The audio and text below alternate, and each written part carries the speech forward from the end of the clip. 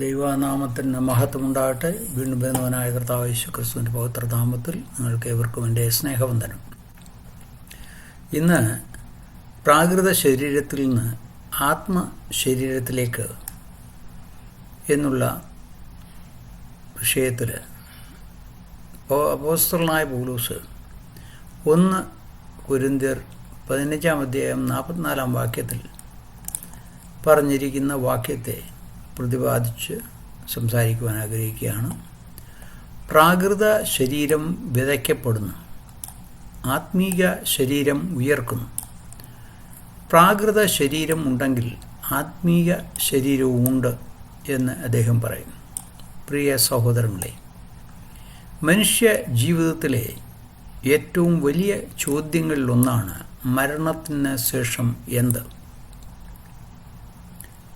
1 കൊരിന്ത്യർ 15:35 ഒരു ചോദ്യചിഹ്നത്തോടുകൂടി അപ്പോസ്തലനായ പൗലോസ് പുനരുത്ഥാന ശരീരത്തെപ്പറ്റി വിശദീകരിക്കുന്നു. അത് പറയുന്നത്, പക്ഷേ ഒരുവൻ മരിച്ചവർ എങ്ങനെ ഉയർക്കുന്നു എന്നും ഏതു വിധം ശരീരത്തോടെ വരുന്നുവെന്നും ചോദിക്കും. പൗലോസ് അപ്പോസ്തലൻ 1 കൊരിന്ത്യർ 15 മുഖ്യ ഭാഗത്തിൽ ഊഷ്മളമായ ഉയർപ്പിൻ്റെ സത്യത്തെ നമ്മെ ഓർമ്മിപ്പിക്കുകയാണ്. ഈ വാക്യത്തിൽ അദ്ദേഹം 2 തരത്തിലുള്ള ജീവിതത്തെ വിശദീകരിക്കുന്നുണ്ട്. 1, പ്രാകൃത ശരീരം അഥവാ നാച്ചുറൽ ബോഡി. 2, ആത്മശരീരം, സ്പിരിച്വൽ ബോഡി. ഈ ഭൂമിയിൽ നമുക്ക് ഉണ്ടാകുന്ന ശാരീരിക പരിമിതികളുടെ അപ്പുറം ദൈവം നല്ലൊരു ശരീരം, മഹത്വമുള്ള ഉയർപ്പിൻ്റെ ശരീരം കർത്താവായ യേശുക്രിസ്തുവിൽ വിശ്വസിക്കുന്ന ഏവർക്കും തയ്യാറാക്കിയിരിക്കുന്നു എന്ന സത്യത്തെ വെളിപ്പെടുത്തിയിരിക്കുകയാണ്. ശരീരത്തിൻ്റെ പുനരുത്ഥാനം തിരുവെഴുത്തുകളിലെ സുപ്രധാനവും അത്യാവശ്യവുമായ ഒരു ഉപദേശമാണ്. ശരീരത്തിൻ്റെ ഉയർത്തെഴുന്നേൽപ്പ് അനിവാര്യമാണ് എന്നതിന് വേദപുസ്തകം കുറഞ്ഞത് 3 കാരണങ്ങൾ പറയുന്നുണ്ട്. 1, മനുഷ്യൻ്റെ സമ്പൂർണ്ണ ആളത്വത്തിന് ശരീരം ആവശ്യമാണ്. കാരണം ശരീരം കൂടാതെ മനുഷ്യൻ അപൂർണനാണ്. 2, ശരീരം പരിശുദ്ധാത്മാവിൻ്റെ മന്ദിരമാകുന്നു. അത് പുനരുത്ഥാനത്തിൽ വീണ്ടും ആത്മാവിൻ്റെ മന്ദിരമായി തീരും. 3, പാപത്തിൻ്റെ ദോഷങ്ങളെ നിഷ്ഫലമാക്കുവാൻ താൽക്കാലികമായ ശരീരം നഷ്ടപ്പെടുകയും പുനരുത്ഥാനത്താൽ സ്ഥിരമായ പുതുശരീരം പ്രാപിക്കുകയും ചെയ്യണം. 1, ഈ പ്രാകൃത ശരീരം എന്താണ്? പൗലോസ് അപ്പോസ്തലൻ പറയുന്നു, പ്രാകൃത ശരീരം വിതയ്ക്കപ്പെടുന്നു എന്നാണ്. അതായത് 1, ദുർബലമായ ശരീരം. ഇത് രോഗം പിടിക്കും, ക്ഷീണം വരും, വേദനിക്കുകയും മരിക്കുകയും ചെയ്യുന്ന ഒരു ശരീരമാണ്. ഒരു താൽക്കാലികമായ ഒരു സ്ഥലം. അതാണ് ഒരു അവസ്ഥ മനസ്സിലാക്കുന്നത്. 2 കൊരിന്ത്യർ 4:16 വായിക്കുമ്പോൾ മനസ്സിലാക്കുന്നത്, പുറമേയുള്ള മനുഷ്യൻ ക്ഷയിച്ചു പോകുന്നു, എങ്കിലും ഞങ്ങളുടെ അകമേയുള്ളവൻ നാൾക്ക് നാൾ പുതുക്കം പ്രാപിക്കുന്നുവെന്ന് അവിടെ പറഞ്ഞിരിക്കുന്നു. പുറമേയുള്ള ശരീരം ജീവിതത്തിൻ്റെ കഷ്ടതകൾ നിമിത്തവും മർത്യത നിമിത്തവും ദ്രവത്വത്തിന് വിധേയമായതും മരണത്തിലേക്ക് നീങ്ങിക്കൊണ്ടിരിക്കുന്നതുമായ ഭൗതിക ശരീരം. എന്നാൽ അകത്തെ മനുഷ്യൻ മനുഷ്യാത്മാവും ക്രിസ്തുവിൻ്റെ ആത്മീയ ജീവനുമുള്ള ആളത്വമാണ്. ആയതിനാൽ നമ്മുടെ മനസ്സും വികാരങ്ങളും ക്രിസ്തുവിൻ്റെ നിത്യഹിതത്തോടും അനുഭവപ്പെടുന്നുണ്ട്. രണ്ടാമതായിട്ട്, മനുഷ്യ പരിമിതികളാൽ നിയന്ത്രിക്കപ്പെട്ട ഒരു ശരീരമാണിത്. നൈസർഗിക ആഗ്രഹങ്ങളുണ്ട്, വികാരങ്ങളുണ്ട്. ഭക്ഷണം, വെള്ളം, ഉറക്കം ഇവയൊക്കെയും ആവശ്യമുള്ള ഒരു ശരീരമാണ്. മൂന്നാമതായിട്ട്, ഈ ശരീരം പാപം ബാധിച്ച ശരീരമാണ്. ആദാമിലൂടെ വന്ന പാപത്തിൻ്റെ ഫലമായി നമ്മൾ റോമാലേഖനം 5:12 വായിക്കുന്നു, അതുകൊണ്ട് ഏക മനുഷ്യനാൽ പാപവും പാപത്താൽ മരണവും ലോകത്തിൽ കടന്നു. ഇങ്ങനെ എല്ലാവരും പാപം ചെയ്യാൽ മരണം സകല മനുഷ്യരിലും പരന്നിരിക്കുന്നു. മനുഷ്യൻ്റെ ഈ ശരീരത്തിൽ നശ്വരതയും ദൗർബല്യവും വന്നിട്ടുണ്ട്. ഉദാഹരണമായിട്ട്, എപ്രകാരം ഒരു വീട് പണിയുമ്പോൾ പുതുക്കം തോന്നുമെങ്കിലും നാൾക്ക് നാൾ അത് ജീർണാവസ്ഥയിലേക്ക് മാറ്റപ്പെടുന്നത് പോലെ ബാഹ്യ ശരീരത്തിൻ്റെ അവസ്ഥയുമായി തീരുന്നു. ആർക്കും അതിൻ്റെ അവസ്ഥയ്ക്ക് സ്ഥിരത നൽകുവാൻ സാധിക്കുകയില്ല, എന്തെല്ലാം ചെയ്താലും ശരി. രണ്ടാമത് ആത്മശരീരമായിട്ട് ഇതുവരെ മനുഷ്യ ശരീരം, ഇപ്പോഴത്തെ ശരീരത്തെ പറ്റി പറഞ്ഞു. ഇനി ആത്മശരീരം, അത് ഭാവിയിൽ ലഭിക്കുന്ന ശരീരം. പൗലോസ് പറയുന്നു ആത്മശരീരമായി ഉയർപ്പിക്കപ്പെടുന്നു എന്നാണ്. ഇതെന്താണ്? ഒന്നാമതായി നശിക്കാത്ത ഒരു ശരീരമാണത്. വാക്യം 42-41 പറയുന്നു, മരിച്ചവരുടെ പുനരുത്ഥാനവും ഔവണ്ണം തന്നെ ദ്രവത്വത്തിൽ വിതയ്ക്കപ്പെടുന്നു, അദ്രവത്വത്തിൽ ഉയർക്കുന്നു. നശ്വരമായി വിതച്ചത് അനശ്വരമായി ഉയർക്കപ്പെടുന്നു.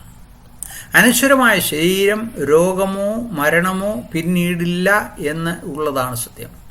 ഈ ആത്മശരീരത്തിന് അതൊരനശ്വര ശരീരമാണ്, എന്നെന്നും നിലനിൽക്കുന്ന ശരീരമാണ്. അതിന് രോഗമോ മരണമോ അങ്ങനെയുള്ള യാതൊരവസ്ഥയും അതിനുണ്ടാവുകയില്ല. രണ്ടാമത് ഈ ശരീരം, ഈ ആത്മശരീരം മഹത്വമുള്ള ശരീരമാണ്. വാക്യം 40 പറയുന്നു, നിന്ദ്യമായി വിതയ്ക്കപ്പെടുന്നു, മഹത്വമായി ഉയർക്കപ്പെടുന്നു. ദൈവത്തിൻ്റെ മഹത്വം പ്രതിഫലിക്കുന്ന ഒരു ശരീരം ഈ ആത്മശരീരം. രണ്ടാമത് ഇത് ശക്ത ശരീരമാണ്, വളരെ ശക്തിയുള്ളതാണ്. വാക്യം 40 പറയും, ദുർബലമായി വിതയ്ക്കപ്പെടുന്നു, ശക്തിയായി ഉയർപ്പിക്കപ്പെടുന്നു. ഈ ആത്മശക്തി ബലഹീനതകളില്ലാത്ത ഒരു ശരീരമാണ് നാം പ്രാപിക്കാൻ പോകുന്നത്. നാലാമതായിട്ട് ആത്മീയമായ ശരീരം, ഇതൊരു ഭൂതമെന്ന അർത്ഥമില്ല. യേശു ഉയർത്തെഴുന്നേറ്റ ശേഷം ശരീരമുണ്ടായിരുന്നു, ശിഷ്യരെ കണ്ടു, ഭക്ഷണം കഴിച്ചു. എന്നാൽ മതിലുകൾ കടന്നു ചെന്ന് പ്രത്യക്ഷപ്പെടാൻ കഴിഞ്ഞു. യാതൊരു വാതിലും തടസ്സമില്ല. ലൂക്കോസ് 24:36-43 വരെ വായിക്കുന്നു. ഇങ്ങനെ അവർ സംസാരിച്ചു കൊണ്ടിരിക്കുമ്പോൾ അവൻ അവരുടെ നടുവിൽ നിന്ന് നിങ്ങൾക്ക് സമാധാനമെന്ന് പറഞ്ഞു. അവർ ഞെട്ടി ഭയപ്പെട്ടു. ഒരു ഭൂതത്തെ കാണുന്നു എന്ന് അവർക്ക് തോന്നി. അവൻ അവരോട്, നിങ്ങൾ കലങ്ങുന്നത് എന്ത്? നിങ്ങളുടെ ഹൃദയത്തിൽ സംശയം പൊങ്ങുന്നതും എന്ത്? ഞാൻ തന്നെയാകുന്നു എന്ന് എൻ്റെ കൈയും കാലും നോക്കി അറിവീൻ. എന്നെ തൊട്ടു നോക്കുവീൻ. എന്നിൽ കാണുന്നത് പോലെ ഭൂതത്തിന് മാംസവും അസ്ഥിയുമില്ലല്ലോ എന്ന് പറഞ്ഞു. ഇങ്ങനെ പറഞ്ഞിട്ട് അവൻ കൈയും കാലും അവരെ കാണിച്ചു. അവർ സന്തോഷത്താൽ വിശ്വസിക്കാതെ അതിശയിച്ച് നിൽക്കുമ്പോൾ അവരോട്, തിന്നുവാൻ വല്ലതും ഇവിടെ നിങ്ങളുടെ പക്കൽ ഉണ്ടോ എന്ന് ചോദിച്ചു. അവർ ഒരു ഖണ്ഡം വറുത്ത മീനും തേൻകട്ടയും അവന് കൊടുത്തു. അത് അവൻ വാങ്ങി അവർ കാണെ തിന്നു. ഇതിൻ്റെ അർത്ഥം യാതൊരുവിധ താൽക്കാലിക വസ്തുക്കൾക്കോ അവസ്ഥയ്ക്കോ തടയുവാൻ സാധിക്കാത്ത അവസ്ഥ. അതായതുപോലെ വേഗത പരിധിക്കോ സമയപരിധിക്കോ യാതൊരു അധികാരവും ഇല്ലാത്ത ഒരു ആത്മീയ ശരീരമാണ് നാം പ്രാപിക്കാൻ പോകുന്നത്. ഉദാഹരണം, ഒരു വിളകൾ വിതയ്ക്കുന്ന കർഷകൻ വിത്ത് മണ്ണിലിടുമ്പോൾ വിത്ത് നശിക്കുന്നു, പക്ഷെ അതിൽ നിന്ന് പുതിയ ജീവൻ ഉയർന്നു വരുന്നു. അങ്ങനെ നമ്മുടെ ശരീരം ഈ ഭൂമിയിൽ വിതയ്ക്കപ്പെടുന്നു, ആത്മശരീരം മഹത്വത്തോടെ ഉയർപ്പിക്കപ്പെടുന്നു. മൂന്നാമതായിട്ട് ഉയർപ്പിൻ്റെ ഉറപ്പ് എന്താണ്? ഉയർപ്പിന് നമ്മൾ ഒരു ഉയർപ്പുണ്ടാകും, വീണ്ടും നമ്മൾക്ക് ഒരു ശരീരം പ്രാപിക്കാൻ കഴിയും എന്നുള്ള ഉറപ്പ്. അത് യേശു ക്രിസ്തു മാത്രം. യേശു ക്രിസ്തു ഉയർത്തെഴുന്നേറ്റത് കൊണ്ടാണ് നമ്മൾക്കും ആ ഉയർപ്പ് ഉണ്ട് എന്ന് ഉറപ്പുള്ളത്. കാരണം ഒന്ന്, യേശു ആദ്യ ഫലമാണ്. 1 കൊരിന്ത്യർ 15:20 പറയുന്നു, ക്രിസ്തു നിദ്ര കൊണ്ടവരിൽ ആദ്യ ഫലമായി മരിച്ചവരുടെ ഇടയിൽ നിന്ന് ഉയർത്തെഴുന്നേറ്റിരിക്കുന്നു. ക്രിസ്തു നിദ്ര കൊണ്ടവരിൽ ആദ്യ ഫലമായി മരിച്ചവരുടെ ഇടയിൽ നിന്ന് ഉയർത്തിയിരിക്കുന്നു. ആദ്യഫലം വരികയാണെങ്കിൽ പിന്നിൽ വിളയും ഉറപ്പാണ്. രണ്ടാമത്, യേശുവിനെ പോലെ നാം മാറും. 1 യോഹന്നാൻ 3:2 അവൻ പ്രത്യക്ഷപ്പെടുമ്പോൾ നാം അവനെപ്പോലെ ആയിരിക്കും. പറയുന്നത് അവൻ പ്രത്യക്ഷപ്പെടുമ്പോൾ നാം അവനെപ്പോലെ ആയിരിക്കും. മൂന്നാമത്, യേശുവിൻ്റെ വാഗ്ദാനം. യോഹന്നാൻ 14:19 പറയുന്നു, ഞാൻ ജീവിക്കുന്നു, നിങ്ങളും ജീവിക്കും. കർത്താവ് പറഞ്ഞ എന്താണ്? ഞാൻ ജീവിക്കുന്നു, നിങ്ങളും ജീവിക്കും. വിശ്വാസികൾക്ക് പുനരുത്ഥാനത്തിൽ പുതിയ ശരീരം ലഭിക്കുമ്പോൾ അവർ അമർത്യതയെ ധരിക്കുന്നു. 1 കൊരിന്ത്യർ 15:53 ഈ ദ്രവത്വമുള്ളത് അദ്രവത്വത്തെയും ഈ മർത്യമായത് അമർത്യത്തെയും ധരിക്കണം. ഈ അവസ്ഥ പ്രാപിപ്പാൻ 3 കാരണങ്ങൾ തിരുവെഴുത്തുകൾ ചൂണ്ടിക്കാണിക്കുന്നുണ്ട്. 1, ദൈവം സൃഷ്ടിയുടെ ആരംഭത്തിൽ മനുഷ്യൻ ഏതെല്ലാം ആയിത്തീരുവാൻ ആഗ്രഹിച്ചുവോ അതെല്ലാം പുനരുത്ഥാന പുതുക്കത്തിൽ ആയിത്തീരേണ്ടതിന്. 1 കൊരിന്ത്യർ 2:9 പറയുന്നു, ദൈവം തന്നെ സ്നേഹിക്കുന്നവർക്ക് ഒരുക്കിയിട്ടുള്ളത് കണ്ണ് കണ്ടിട്ടില്ല, ചെവി കേട്ടിട്ടില്ല, ഒരു മനുഷ്യൻ്റെയും ഹൃദയത്തിൽ തോന്നിയിട്ടില്ല എന്ന് എഴുതിയിരിക്കുന്നത് പോലെ തന്നെ. രണ്ടാമത്, വിശ്വാസികൾ ദൈവത്തെ അറിയണമെന്ന് ദൈവം ആഗ്രഹിച്ച സമ്പൂർണതയിൽ ദൈവത്തെ അറിയേണ്ടതിന്. യോഹന്നാന്റെ സുവിശേഷം 17:3 പറയുന്നു, ഏക സത്യദൈവമായ നിന്നെയും നീ അയച്ചിരിക്കുന്ന യേശുക്രിസ്തുവിനെയും അറിയുന്നത് തന്നെ നിത്യജീവനാകും. മൂന്നാമത്, ദൈവം ആഗ്രഹിക്കുന്നത് പോലെ തൻ്റെ മക്കളോടുള്ള സ്നേഹം വെളിപ്പെടേണ്ടതിനായിട്ട്. യോഹന്നാന്റെ സുവിശേഷം 3:16 തൻ്റെ ഏകജാതനായ പുത്രനിൽ വിശ്വസിക്കുന്ന ഏവനും നശിച്ചു പോകാതെ നിത്യജീവൻ പ്രാപിക്കേണ്ടതിന് ദൈവം അവനെ നൽകുവാൻ തക്കവണ്ണം ലോകത്തെ സ്നേഹിച്ചു. അതെ, കർത്താവായ യേശുക്രിസ്തു പറഞ്ഞത് വിശ്വാസികൾ ജീവനിലേക്ക് ഉയർത്തെഴുന്നേൽക്കും, എന്നാൽ ദുഷ്ടന്മാർ ന്യായവിധിയിലേക്ക് ഉയർത്തെഴുന്നേൽക്കുമെന്നാണ്. യോഹന്നാന്റെ സുവിശേഷം 5:28-29 നാം വായിക്കുന്നു, കല്ലറകളിൽ ഉള്ളവർ എല്ലാവരും അവൻ്റെ ശബ്ദം കേട്ട് നന്മ ചെയ്തവർ ജീവനായും തിന്മ ചെയ്തവർ ന്യായവിധിക്കായും പുനരുത്ഥാനം ചെയ്യുവാനുള്ള നാഴിക വരുന്നു. ആമതായിട്ട്, ഉയർപ്പിൻ്റെ സത്യം നമ്മുടെ ജീവിതത്തിൽ എന്ത് ചെയ്യണം? ഈ ഉയർപ്പിൻ്റെ സത്യം നമ്മുടെ ജീവിതത്തിൽ എന്ത് ചെയ്യണം? ഒന്നാമതായിട്ട്, പരിശുദ്ധ ജീവിതം ജീവിക്കുക. ഉയർപ്പിൻ്റെ പ്രത്യാശയുള്ളവർ പാപത്തിൽ തുടരാൻ പാടില്ല.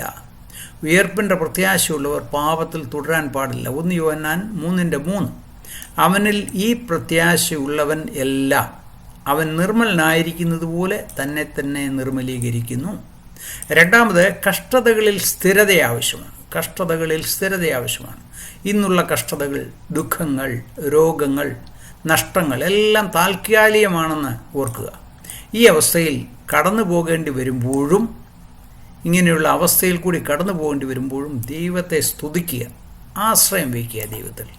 കാരണം റോമാലേഖനം 8:18 നാം വായിക്കുന്നു, നമ്മിൽ വെളിപ്പെടുവാനുള്ള തേജസ് വിചാരിച്ചാൽ ഈ കാലത്തിലെ കഷ്ടങ്ങൾ സാരമില്ല എന്ന് ഞാൻ എണ്ണുന്നു. നമ്മുടെ വേദനകൾ താൽക്കാലികമാണെന്ന് ഓർക്കുക. നമ്മുടെ നശ്വര ശരീരം ഒരു വിത്താണ്. ദൈവം നമുക്ക് ഒരുക്കുന്ന ശരീരം മഹത്വമുള്ളതും അനശ്വരവുമാണ്. ഈ പ്രത്യാശ നമ്മെ പരിശുദ്ധിയിലേക്ക് നയിക്കുന്നു. മൂന്നാമതായിട്ട്, മരണത്തെ ഭയക്കാതെ ജീവിക്കുക.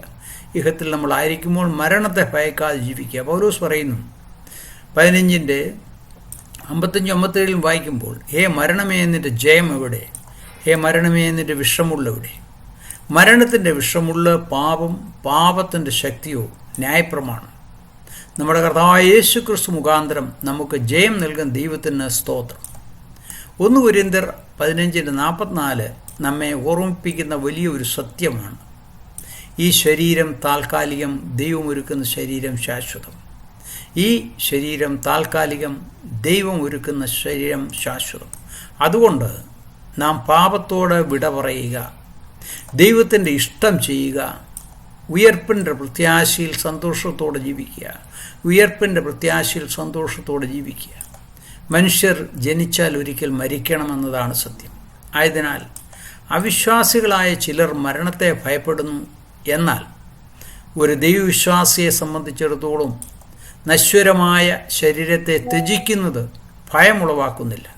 പിന്നെയോ വരാൻ പോകുന്ന സന്തോഷത്തിൻ്റെ അനുഭവത്തിലേക്ക് കടക്കുവാനുള്ള നിത്യജീവൻ്റെ വാതിലായി മാത്രം ആ വിശ്വാസി മരണത്തെ കാണും. ഉയർപ്പിൻ്റെ മഹത്വമുള്ള ദിനത്തിൽ പ്രാകൃത ശരീരത്തിൽ നിന്ന് ആത്മീയ ശരീരത്തിലേക്കുള്ള മഹത്തായ മാറ്റം നമ്മെ കാത്തിരിക്കുകയാണ്. അതിനാൽ സഹോദരങ്ങളെ ഓർക്കുക, ഉയർപ്പിൻ്റെ മഹത്വമുള്ള ദിനത്തിൽ പ്രാകൃത ശരീരത്തിൽ നിന്ന് ആത്മീയ ശരീരത്തിലേക്കുള്ള മഹത്തായ മാറ്റം നമ്മെ കാത്തിരിക്കുകയാണ്. ഹല്ലേലൂയ.